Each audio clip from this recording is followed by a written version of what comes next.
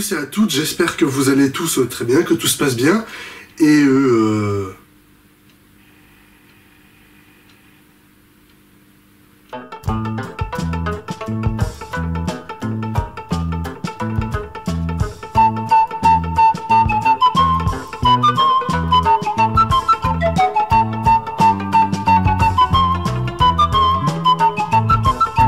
Ah, vous avez remarqué, hein, oui, il y a quelques DVD qui manquent ici, hein, c'est normal, on range un petit peu, on déplace un peu des trucs, on organise mieux, mais ça c'est rien, c'est normal. Mais aujourd'hui, on se retrouve donc pour la troisième partie de mes vidéos qui vont célébrer les 7 ans de ma chaîne YouTube, où comme à chaque fois, je fais un top de mes films préférés des années passées, que je n'avais pas fait à l'époque, parce que à l'époque, j'avais pas encore de chaîne YouTube.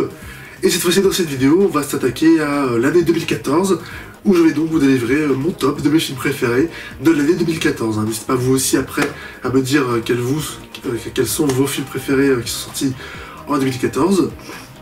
Et sans plus attendre, on va tout de suite passer au numéro 10. Comment ce jour finira-t-il ?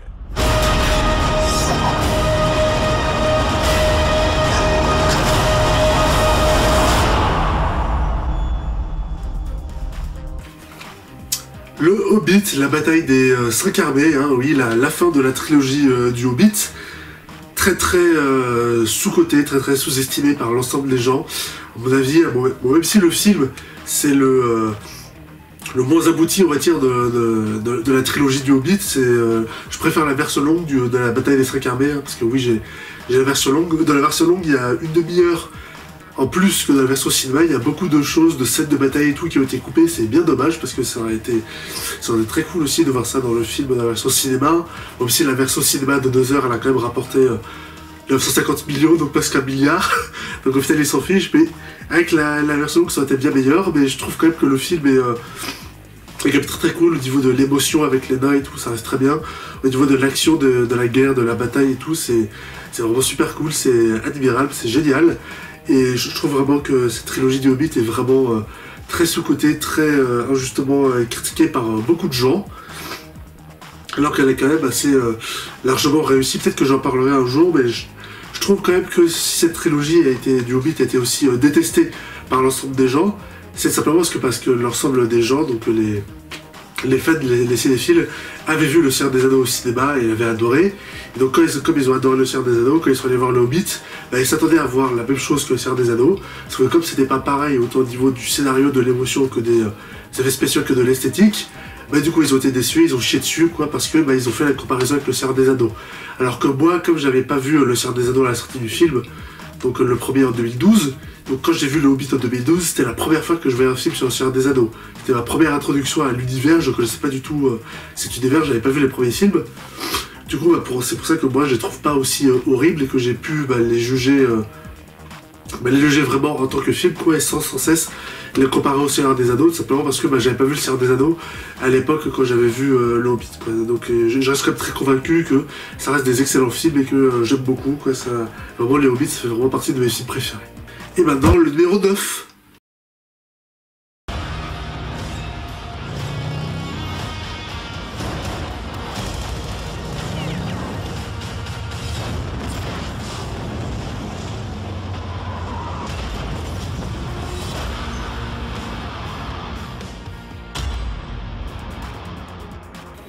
Captain America, le soldat de l'hiver. On pourrait dire presque un classique. Non, parce que c'est un film que je crois j'ai vu sur internet qui est quand même assez apprécié de la plupart des gens, des fans de Marvel, qui considèrent comme un des meilleurs. C'est vrai que jusque-là, moi aussi, le soldat de l'hiver, je l'avais mis dans mon top 10 de mes films préférés de Marvel, de mes 10 films Marvel préférés, parce que c'est vrai qu'il est quand même très bien fait, quoi. Le style vraiment très comment dire, très urbain, très enquête et tout, espionnage, les scènes d'action vraiment extrêmement bien faites, toute l'histoire d'amitié, l'émotion entre Captain America et son ami Bucky et tout, je trouve ça vraiment très réussi. C'est vraiment, le film est vraiment très cool, très divertissant, ça pose plein de questions, c'est vraiment super cool en salle, quoi. Moi, ça m'a vraiment marqué, j'ai vraiment trouvé ça très bien, et c'est vrai que le soldat de l'hiver, ça reste vraiment un des top Marvel pour moi. Et maintenant, le numéro 8. César!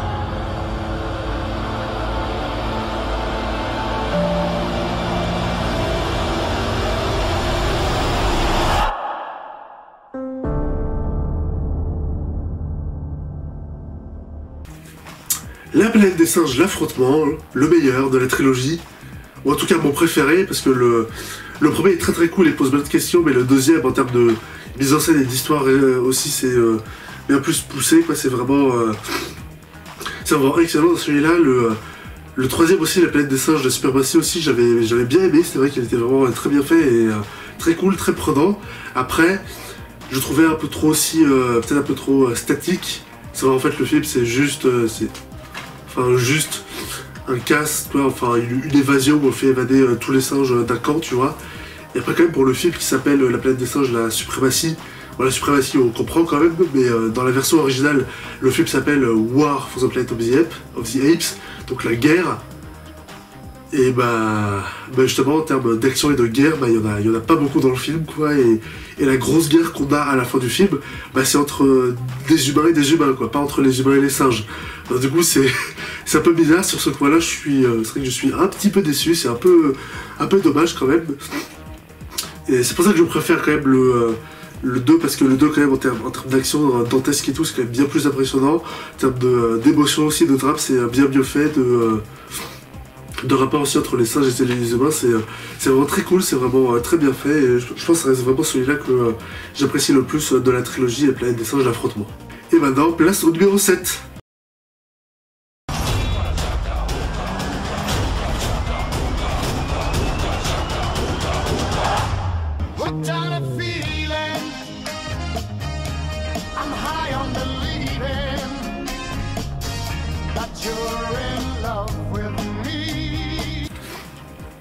Les Gardiens de la Galaxie, hein, qui est lui aussi, on peut le dire, est carrément devenu un classique, hein, qui a, dans le genre du super-héros, mais aussi du cinéma, hein, qui a lancé après, le film sorti en 2014, donc, a lancé toute une vague de films nostalgiques, pop et tout, avec des musiques des années 80, des chansons des années 80, donc c'est vraiment un film qui a beaucoup influencé le cinéma après. Et c'est vrai que quand je regarde, il est vraiment toujours super cool, quoi, parce que c'est un film de super-héros, avec un peu des bras cassés, c'est un film de science-fiction aussi, c'est un film d'action, mais c'est aussi une comédie, et je trouve que tout ça est vraiment très très bien fait, quoi. C'est l'émotion et tout, entre les différents personnages, entre le drame et tout de l'histoire, ça marche vraiment très bien. L'humour aussi, ça reste toujours extrêmement bien fait, je connais, vraiment je connais, maintenant je crois que je connais toutes les blagues un peu par cœur, mais à chaque fois que je les vois, je suis mort de rire, ça reste toujours un plaisir de revoir toutes les blagues, et c'est toujours hilarant. Le deuxième est un peu moins bien parce qu'ils sont un peu trop partis dans leur délire, alors que là dans celui-là je trouve que c'est parfaitement dosé, c'est vraiment excellent, tout est très très bien fait, le rythme et tout, le montage, la musique, ça reste vraiment super bien fait, c'est vraiment très très bien, quoi. Donc et celui-là aussi pour le coup, Les Gardiens de la Galaxie, pour moi ça reste vraiment aussi dans le top 10 de Marvel, quoi. Ça reste vraiment pour moi des meilleurs films de Marvel. Il était vraiment super cool, j'ai le sourire aux lèvres rien que d'en parler, quoi. C'était vraiment un super film. Et maintenant, le numéro 6.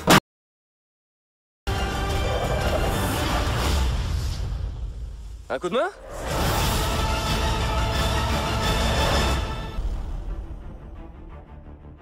The Amazing Spider-Man 2 ou The Amazing Spider-Man, le dessin d'un héros, que j'ai en DVD, mais pas ici, hein, il est dans l'autre bibliothèque, mais qui est là aussi un film comme le Hobbit, où je crois pas du tout toutes les critiques extrêmement négatives, tout l'accoution quand même collectif, parce que de ce que je vois sur internet, il y a quand même beaucoup de gens qui vraiment détestent le film et qui vraiment genre sont convaincus, ouais, que le film est raté et le film est pourri, quoi, alors que j'ai rarement été aussi peu en accord avec l'avis populaire, quoi, parce que je comprends pas du tout pourquoi est-ce que les gens détestent ce film, quoi, parce que les gens préfèrent même le premier, c'est Amazing Spider-Man, alors que le premier il est sympa mais passable, alors que celui-là il est 10 000 fois meilleur, quoi. Je comprends pas pourquoi les gens ont détesté ce film, quoi, parce que peut-être que ça faisait du teasing pour les Sinister Six et que les gens ont détesté ça, ou je comprends pas du tout pourquoi, parce que quand même c'est dans ce film tout est mieux fait, quoi. C'est le drame et l'émotion entre Peter et Gwen,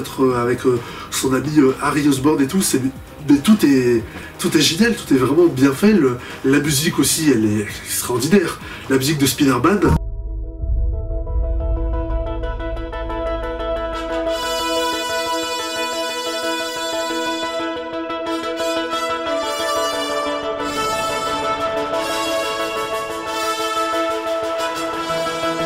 La musique aussi d'Electro, le thème d'Electro il est génial.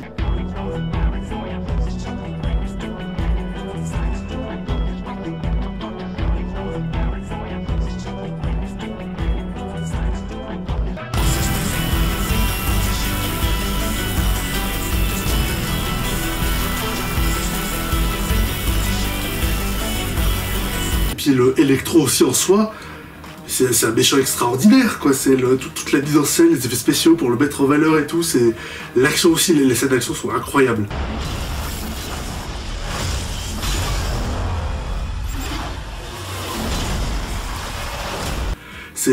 Alors qu'il n'y a que 3 scènes d'action dans le film, puisque tout le reste se consacre au développement de personnages et à l'émotion, mais ça reste vraiment extrêmement bien fait, quoi. La scène d'action au début avec la course poursuite, la scène d'action au milieu à Times Square avec Electro, la scène d'action aussi finale avec Electro aussi, ça reste vraiment excellent, quoi. Le film est vraiment super divertissant, super prenant au niveau de l'émotion. Je comprends pas pourquoi tout le monde sont persuadés que le film est une merde alors que c'est un des meilleurs films Spider-Man.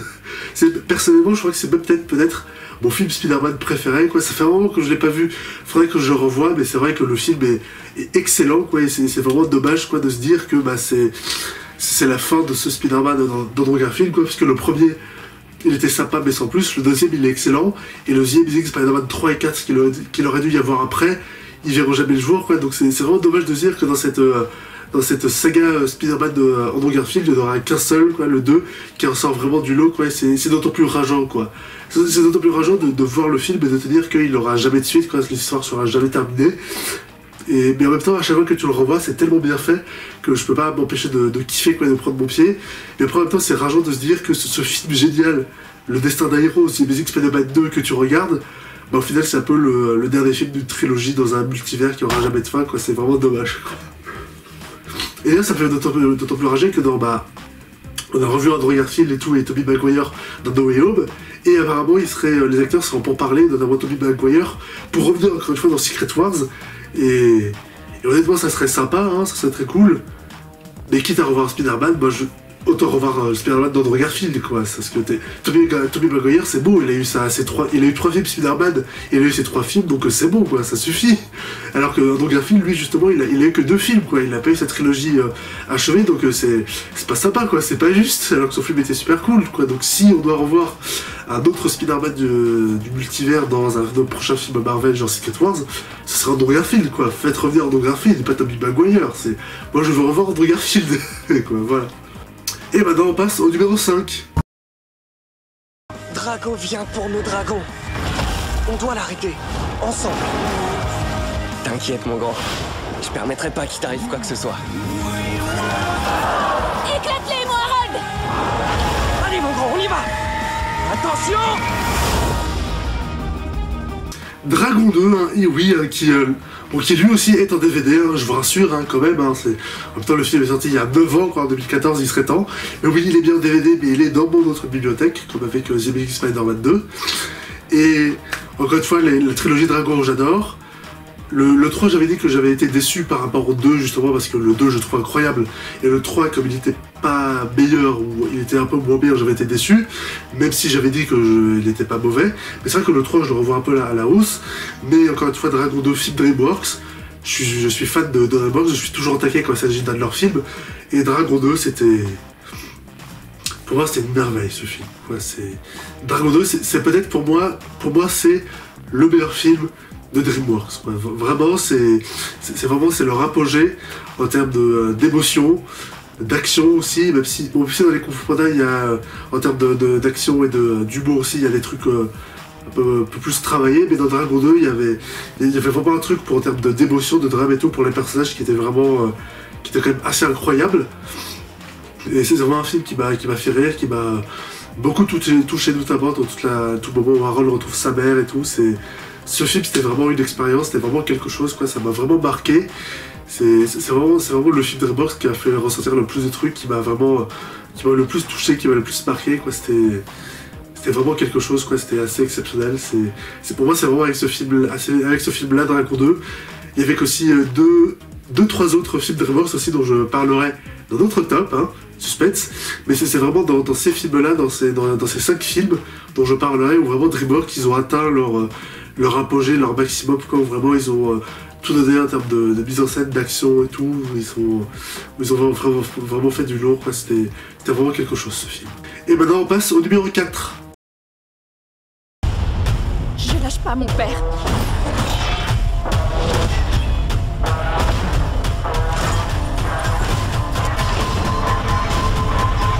Il nous faut une nouvelle armée.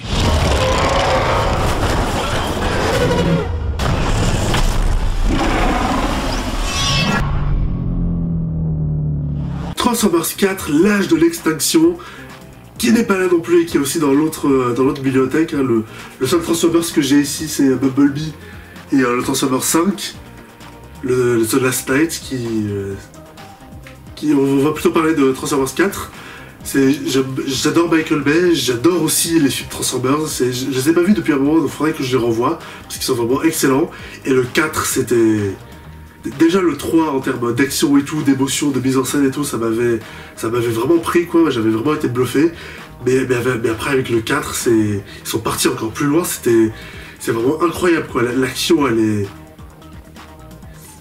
est plus que spectaculaire quoi, elle est magistrale, vraiment elle est magistrale quoi, c'est vraiment en termes de destruction, d'action et tout, Michael Bay il fait vraiment des trucs assez extraordinaire quoi, c'est en termes de mise en scène aussi et tout, avec les Autobots, enfin les Transformers que les humains construisent qui se transforment pas normalement mais qui se transforment en particules et tout, qui défilent dans l'air pour se reformer, enfin pour passer de la voiture au robot et tout, ça c'est extraordinaire. La musique aussi des films elle est toujours géniale, les Transformers dinosaures, le Transformers T-Rex qui crache du feu, tu fais mais c'est incroyablement classe quoi, c'est incroyablement cool. C'est toute la scène d'action finale à Hong Kong, elle est incroyable, elle est extraordinaire quoi. C'est comme aussi dans un 4, c'est le film Transformers où t'as le plus d'action et où les personnages sont le moins travaillés quand même, parce que c'est Sam Witwicky pardon, dans les 3 premiers films quand même, moi j'aimais bien chez LaBeouf, il était cool, et quand même au bout de 3 films, bon on s'était habitué à lui, on s'était attaché à lui quand même, et les films arrivaient quand même à nous attacher à lui, à nous faire de l'émotion pour lui. Là pour ce nouveau film là, avec le nouveau héros Ken Yeager et sa famille, il y a un petit peu d'émotions qui sont créées, mais un peu moins quand même. Hein. Bon, faut dire aussi que c'est leur premier film ensemble de la nouvelle franchise. Il y a un peu plus d'attachement quand même et d'émotion qui est créé dans le 5, je trouve. Dans le 4, il y a aussi un petit peu, mais un peu moins quand même. Et tout ça est compensé par la mise en scène et l'action qui sont démentielles. Et comme j'ai dit, c'est un des films aussi Transformers qui dure le plus longtemps, 2h30 quasiment, et qui a aussi le plus de scènes d'action. Je crois qu'il doit y en avoir 5 ou 6. De 10 minutes, de 5 à un quart d'heure, donc plus la scène finale qui dure plus de 20 minutes. Donc c'est quand même assez ouf, quoi, mais pourtant, pourtant malgré toutes ces scènes d'action, c'est jamais en trop, c'est jamais raté aussi, et c'est jamais qu'il y a trop d'action, que le rythme redescend pas, enfin que t'as jamais l'impression aussi que c'est trop frénétique, quoi. Je trouve vraiment que au niveau du rythme, c'est vraiment très bien géré, et c'est vraiment excellent, c'est vraiment parfait, quoi, c'est excellent, quoi, c'est excellent. Puis après avec le Transformers 5, là c'était plus possible, là c'était trop quoi. Mais le 4 ça reste vraiment quelque chose quoi, c'est vraiment un film que j'ai surkiffé. Et maintenant nous passons au numéro 3. C'est parti. Boum. Du premier coup. Emmenez-le dans la chambre de fusion. Oh oui, justement, j'avais... Tant pis. À la Batmobile. Zut alors. À l'avion invisible. Zut. La grande aventure Lego, hein, oui, qui pour le coup lui aussi est toujours aussi dans l'autre bibliothèque avec les autres films. Et d'ailleurs aussi pour le coup les grandes aventures Lego 2 aussi qui était sorti en 2019, il était aussi excellent, j'avais beaucoup aimé. Mais j'ai toujours pas eu le temps j'ai toujours pas revu puisque j'ai toujours pas trouvé le DVD quand même. En 4 ans le film j'ai vu qu'une seule fois au cinéma, je l'ai pas revu. Quand même c'est un comble. Alors que la grande aventure Lego, lui pour le coup je l'ai revu vraiment assez souvent et c'est vrai que c'était quand même un sacré film quoi. C'est faire un film d'animation sur les Lego, tout le monde s'en est moqué, tout le monde a critiqué le truc quoi, alors que c'est quand même regarder le film d'abord. Et quand les gens après ont vu le film, ils sont vraiment pris une claque. Hein. Bon, moi j'avais pas d'a priori sur le film, hein. Moi je me suis juste dit, ah tiens, un film sur des Lego, pourquoi pas allons le voir. Et c'est vrai que le film était extraordinaire, quoi. C'était extraordinaire. C'était incroyable ce film, quoi. C'était vraiment dingue, quoi. Toutes les thématiques, toutes les thématiques abordées autour du héros, quoi, du thème du héros, de la construction et tout, de la liberté et tout. Il y a beaucoup de gens qui ont fait le parallèle entre le film et Matrix. C'est vrai que la grande aventure Lego, c'est un peu aussi c'est même totalement la saga Matrix et tout. J'adore aussi toute la mise en scène, avec les différents mondes qu'on visite aussi, et l'humour. aussi un film un peu pour enfants et tout, qui est un peu une comédie, et c'est vrai aussi que l'humour du film, il est génial. J'adore le revoir et tout aussi, je connais toutes les blagues, mais à chaque fois c'est hilarant, à chaque fois c'est génial, je me barre toujours devant le film, c'est incroyablement bien fait, c'est toujours super drôle, c'est toujours super bien fait, la mise en scène et tout, le film reste toujours incroyable, ça reste vraiment, je crois, un des meilleurs films tout court que j'ai jamais vu de toute ma vie, quoi. Mais vraiment, c'est peut-être un des meilleurs films tout court que j'ai vu de toute ma vie. Bon, les meilleurs films que j'ai jamais vus, il y en a beaucoup, mais celui-là, il est vraiment sans problème dedans. Il était quand même assez incroyable, La Grande Évasion de Lego. Mais bon, après vous vous dites, si le numéro 3 de mon top, c'est un des meilleurs films que j'ai jamais vu de toute ma vie, les deux premiers, les deux autres dessus, ils doivent quand même être supérieurs, quoi. Ils doivent quand même avoir montré des choses meilleures. Et bien justement, passons au numéro 2.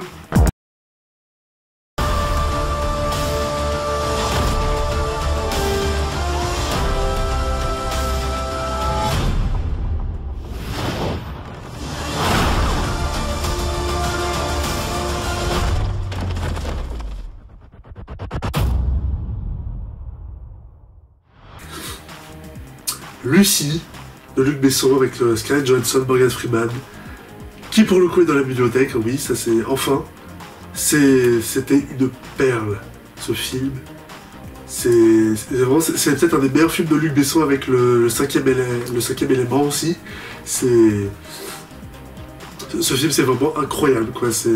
Vraiment, il a vraiment atteint un truc avec ce film, en termes de personnages, de mise en scène et tout, de questionnement, de thématiques et tout, c'est assez sensationnel.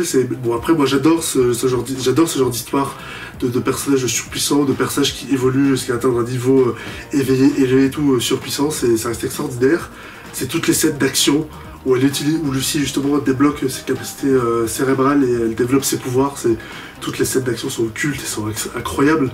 La course-poursuite à Paris, c'est la scène à l'hôpital, la scène aussi où elle fait s'endormir tout le monde. Tout est bien. Tout est génial, tout est incroyable dans le film, c'est vraiment assez fantastique, quoi, et tout est critique complètement débile qu'il y a eu dessus sur les gens qui ont critiqué le film parce que, oh là là, la théorie des 10% sur le film c'est n'importe quoi parce que c'est pas vrai et tout, c'est le film par contre n'importe quoi et tout, tu fais bah, ouais, ça s'appelle du cinéma déjà, de 1, de 2, c'est de la science-fiction, donc littéralement, de la science qui n'existe pas. Donc évidemment qu'un film qui parle de science qui n'existe pas, bah, va être un peu incohérent scientifiquement, il va un peu raconter n'importe quoi, et vu que ça parle de science fictive, ça parle de science qui n'existe pas. Donc forcément ça va pas être très réaliste, hein, vous voyez, vous réfléchissez pas à bande de teubés, quoi. C'est la science-fiction. Évidemment que la science, elle n'est pas très réaliste, elle n'est pas très accurate. Parce que c'est un film, c'est du cinéma, c'est de la fiction. Évidemment que c'est pas vrai. Vous avez vu, vous prenez le film débile, mais au final, c'est vos critiques qui sont complètement connes. Parce que vous savez même pas réfléchir, vous connaissez même pas le principe de science-fiction, quoi. Et sans côté aussi que la théorie des 10%, quoi, du cerveau des 10%, elle était vraie, quoi. Jusqu'il y a 20 ans dans les années 2000, elle était vraie.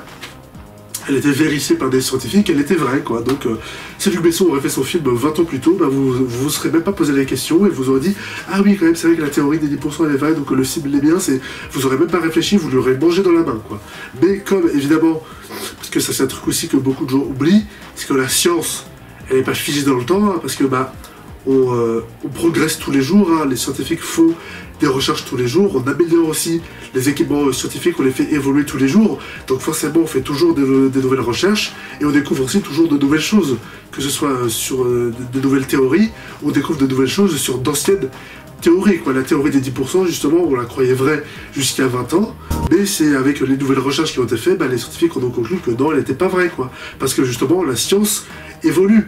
Ça se trouve, il y a beaucoup de théories scientifiques aujourd'hui qu'on croit comme acquises, qu'on croit comme vraies, mais qui dans quelques années vont être débunkées, où les scientifiques vont dire, ah non, au final, elle n'était pas vraie, quoi. Parce que la science n'est pas figée.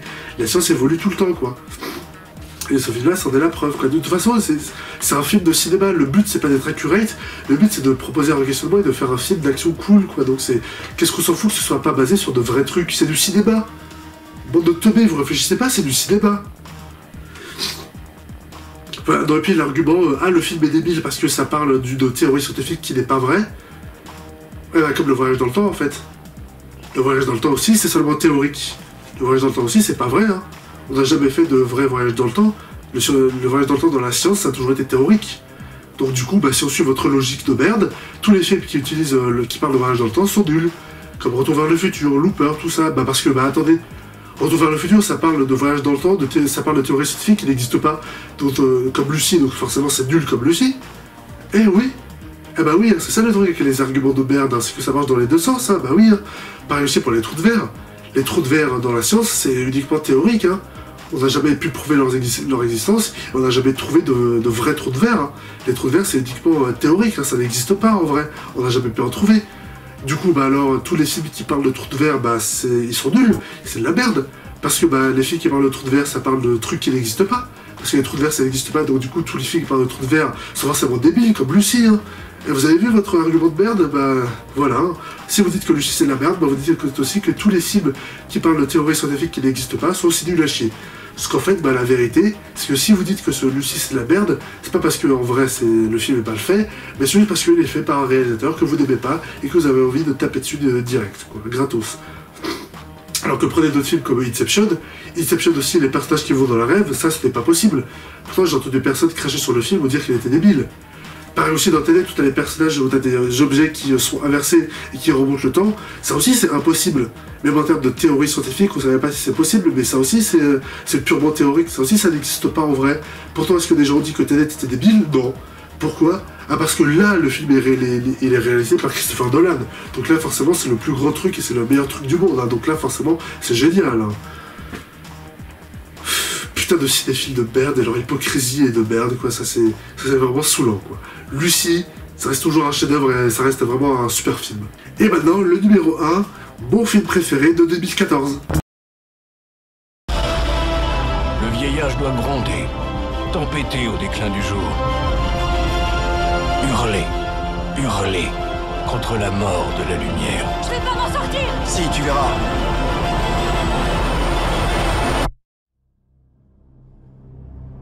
On trouvera un moyen. On a toujours trouvé.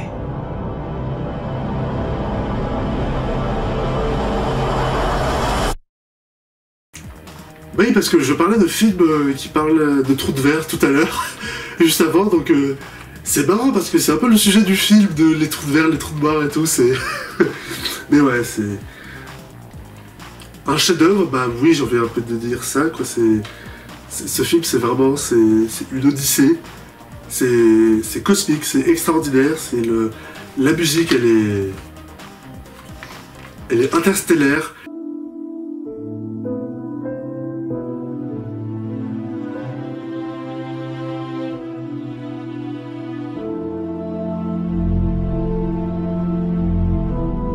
L'émotion et tout, les enquêtements, les thématiques qui sont exprimées dans le film, c'est toutes les scènes d'action, de science-fiction, sont vraiment toutes extraordinaires, elles sont géniales. J'adore aussi l'esthétique du film, la manière dont ils ont représenté le trou de verre et tout, ça reste toujours aussi extraordinaire. C'est mon film préféré de Christopher Nolan, quoi, avec aussi Inception et tout aussi, et d'autres films, mais vraiment avec ce film-là, Interstellar, c'est en termes d'émotion aussi qu'on voit dans tout le film, ça reste vraiment sublime, quoi. Pour le coup, c'est Interstellar et Lucie aussi, la renature de Lego. Mais surtout aussi Interstellar, ça reste vraiment parmi mes films préférés de tous les temps, quoi. Ça reste vraiment incroyable, quoi. Ce film, ils sont vraiment... c'est un des plus grands films de tous les temps, quoi. Mais vraiment, c'est un des plus grands films de tous les temps, quoi. Lui aussi, c'est vrai, il faudrait que je le revoie. Ça fait un moment que je l'ai vu, peut-être 2 ans, mais il faudrait que je le revoie aussi. Il est quand même... ça reste une magistrale, quoi. C'est un des meilleurs films. C'est le meilleur film de Christopher Nolan. Pour moi, c'est mon film préféré de Nolan. C'est vraiment, c'est sublime. Il y a tout qui est bien dedans, donc je vais pas non plus faire une dissertation pendant 2 heures pour dire « Ah, ça c'est bien, ça c'est bien, ça c'est bien, ça c'est bien ». Mais je pourrais pas le faire aussi parce que vraiment, tout est bien, quoi. Le montage, l'émotion, la mise en scène, j'ai vraiment tout trouvé réussi, j'ai tout adoré dans le film. C'est mon film préféré de l'année 2014, c'était vraiment fantastique. Et voilà, c'est la fin de cette vidéo, de ce top de mes films préférés de 2014. N'hésitez pas à la liker et à la commenter, n'hésitez pas à la liker si ça vous a plu, et à la commenter pour me dire ce que vous en avez pensé. Partagez ma vidéo sur les réseaux sociaux, et on se retrouvera donc pour la suite, à savoir mon top des meilleurs films de 2013, ou d'autres vidéos critiques ou réactions brandies. Et d'ici là, j'espère que vous vous portez bien et que vous passerez une bonne semaine et une bonne journée. Salut!